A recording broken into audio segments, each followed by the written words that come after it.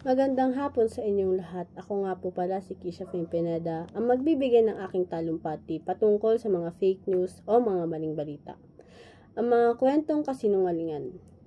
Bakit nga ba importante ang pagkalap ng tunay na balita o impormasyon? Sa panahon ngayon, hindi na mabatid ang tama sa mali. Dahil halos lahat ng tao ay naniniwala sa fake news. May mga tao rin kung tawagin ay marites, na ibig sabihin ay Master of Art in Relying Information through Exaggerated Storytelling.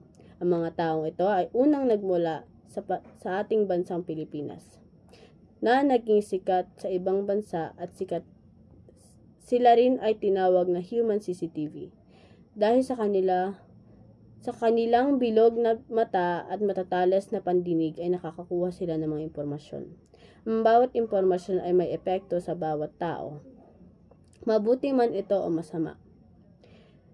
Katulad ng paggawa nila ng mga maling bagay na pagkakaroon ng bisyo at paghiwa sa kanilang sarili.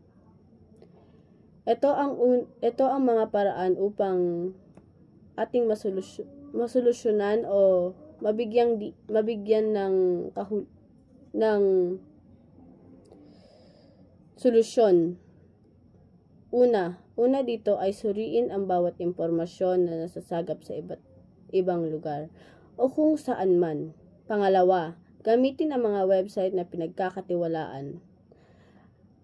Ang isa rin na suliranin ay ang pagtukoy ng impormasyon dahil may mga pagkakataon din na hindi ito galing sa mga pinagkakatiwalaang website o kaya news program.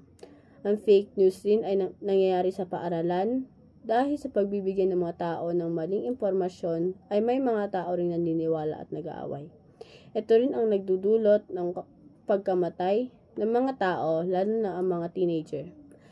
At karagdagan dito ay nagdudulot na ito ng depression at anxiety sa mga tao na minsan ay hindi nakokontrol dahil sa sakit na ibinibigay nito. Kaya minsan din ay matuto tayong magpahayag ng tamang impormasyon at huwag magsabi ng alam mong di naman totoo. Dahil hindi natin na mamalayan na nakakasakit tayo. At hindi rin natin namamalayan na tayo ang nagiging epekto ng kanilang pagkamatay. Ang dapat nating gawin ay magbigay ng tunay na impormasyong hindi tayo ang dahilan ng isang krimen. Maraming salamat.